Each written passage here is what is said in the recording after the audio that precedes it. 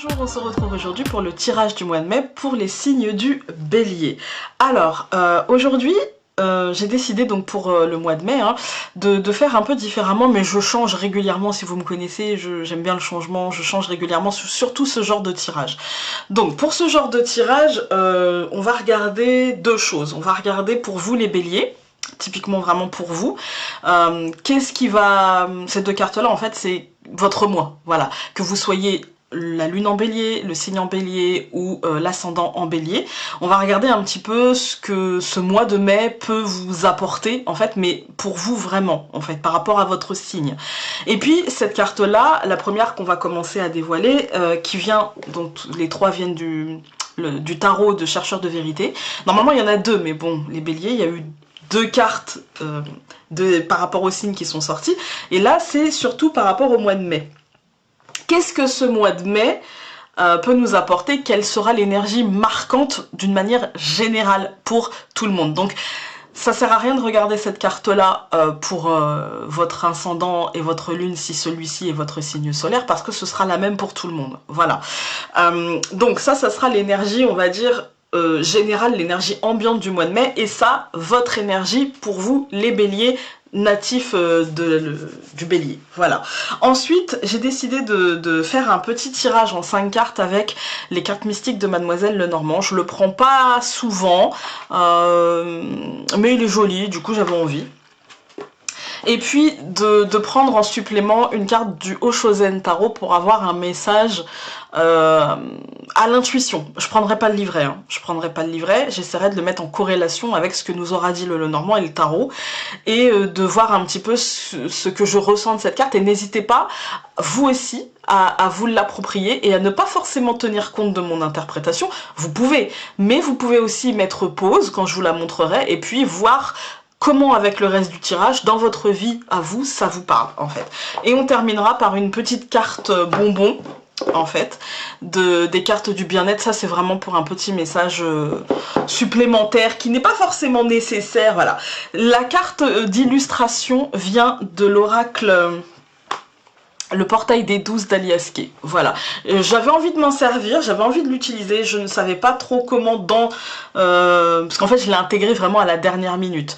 Donc je ne savais pas trop comment l'intégrer, mais je me suis dit pourquoi pas comme ça. J'avais envie de faire différemment qu'avec le tarot astrologique, j'avais envie de prendre celui-ci. J'essaierai peut-être la prochaine fois, ou dans l'avenir, en tout cas c'est sûr, j'essaierai de l'intégrer d'une manière différente dans un tirage astrologique. Voilà. Alors on va commencer par cette première carte du mois de mai qui est la mort. Non, ne vous affolez pas, je vous la montre d'un peu plus près.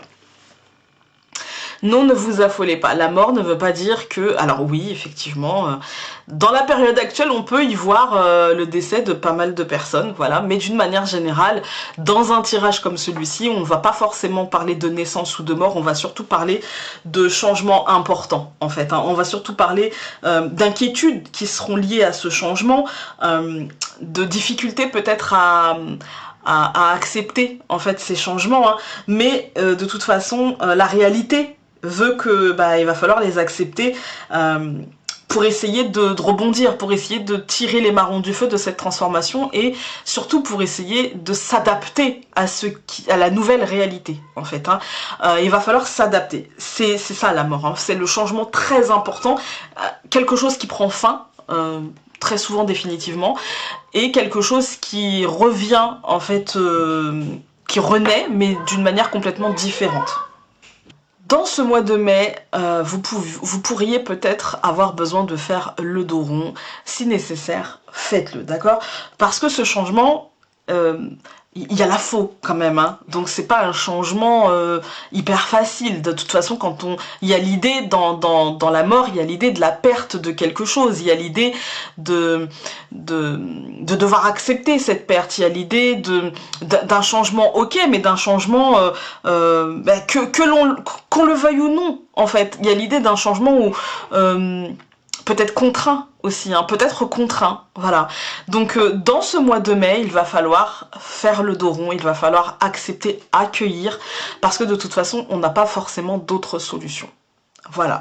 Pour vous les béliers, alors ça c'est le mois d'une manière générale, mais bon, je veux dire, je vous apprends rien. Quand j'ai vu la carte qui a sauté au mois de mai, je me suis dit ok, d'accord, bon bah de toute façon on le voit tous arriver, on est déjà même tous prêts, hein, on se pose déjà les questions, comment s'adapter, comment faire en sorte que, comment, on y est tous dedans en fait, hein, on y est tous. Donc j'ai envie de dire que quand j'ai vu ça, je me suis dit ok, ça ne nous apprend rien, mais ça nous confirme en fait. Ça nous confirme le changement important, ça nous confirme la mort et le fait de devoir recommencer autrement, autre chose. C'est contraignant, c'est chiant, c'est voilà, mais il va falloir s'adapter, trouver des solutions pour que chacun puisse trouver son compte dans sa vie et au final, enfin...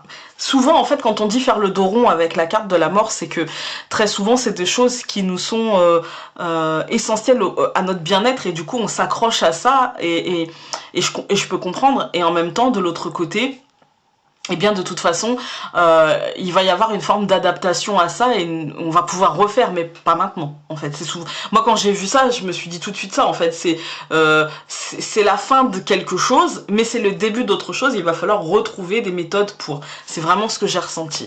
Ensuite pour vous les béliers, donc d'une manière très personnelle, donc d'une manière un peu plus proche de votre signe, hein, nous avons eu en première carte le 4 de bâton.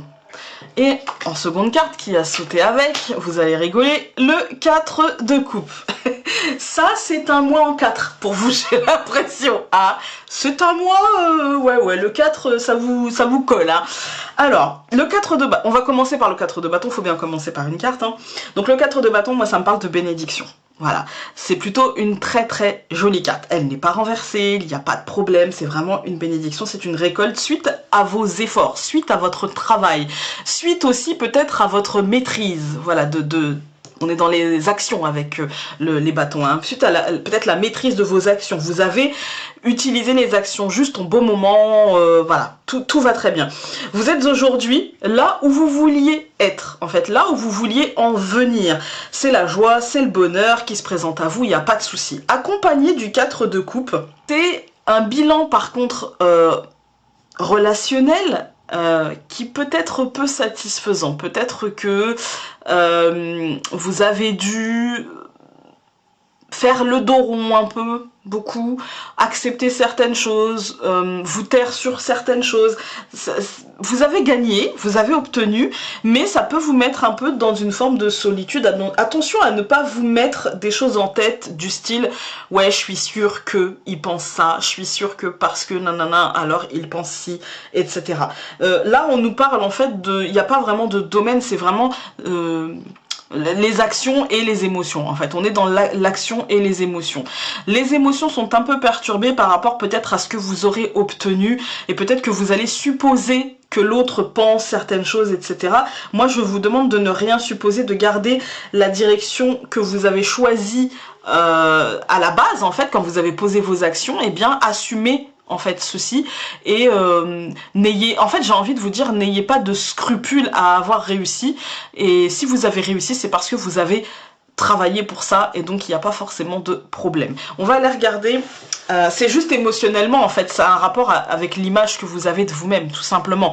Plus vous aurez une image de vous-même qui sera positive et moins vous vivrez ce 4 de coupe et plus vous vivrez plutôt le 4 de bâton. Et chez certains béliers, il y a une forme de manque de confiance en eux, il y a une forme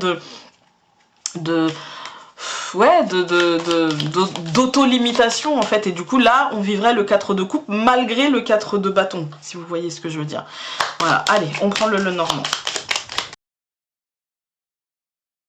Eh bien écoutez, j'ai voulu prendre le Lenormand, je me suis dit en 5 cartes ça sera suffisant, et oui, parce qu'en fait pour vous, vous avez vraiment une solution, vous avez vraiment quelque chose qui vous est apporté, une porte qui est passée, quelque chose de très positif. Hein.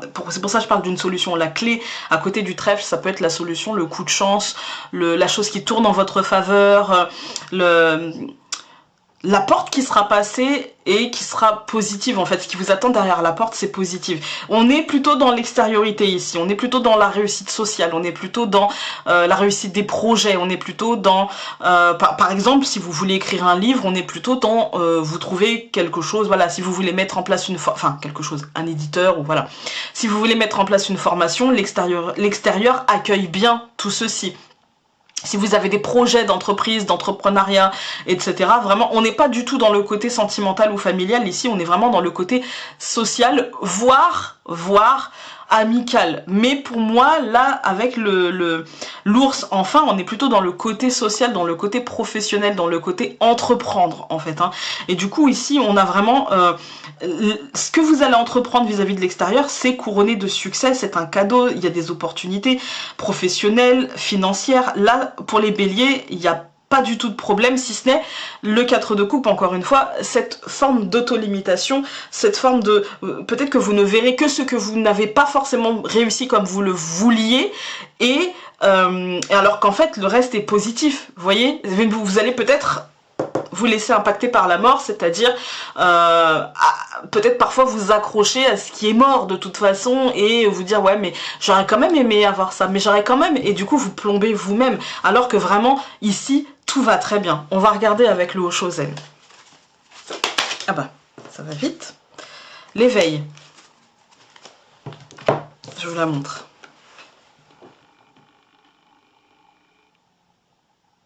Moi, comme ça, j'ai envie de vous dire, vous êtes protégés, tout va bien, réfléchissez sur vous, réfléchissez, n'hésitez pas à remettre en cause, les béliers, vos premiers schémas, vous voyez, ce truc de « ah mais j'aurais quand même aimé, j'aurais quand même voulu », etc.